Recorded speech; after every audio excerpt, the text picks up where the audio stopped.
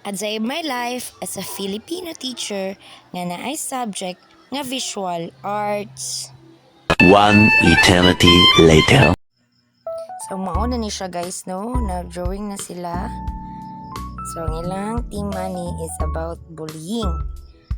So ilang gina-express ang effects or result, maybe the feelings nga ilahang nabati pamaagi nila sa ilahang pag-draw.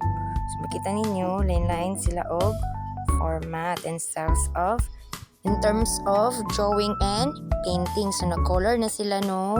Nakita na to nga naa sila. Naalang na sila gigamit nga three primary colors, the yellow, blue, red, and nag-add lang ko og white. So makita na to ang ilahang mga drawing nga different forms, sizes, formats, and shapes.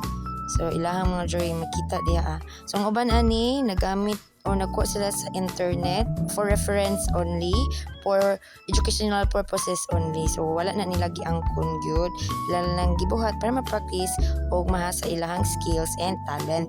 So naa na sila different strikes and techniques sa ilahang pag-drawing. So ila nang gina-apply unsaon nila pag-draw as a practices para mag-grow as an artist. So sahay maulaw pa na. So kana iyahang drawing, nalimtan man iyahang drawing yun nga original about sa bullying.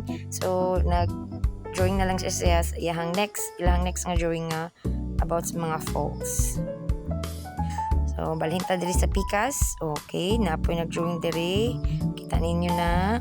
Tsada ilang mga drawing, di ba? So sila nag-drawing, nag-color.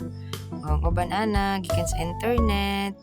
Pero sila nag-color o nag-drawing sa canvas. Piling isa.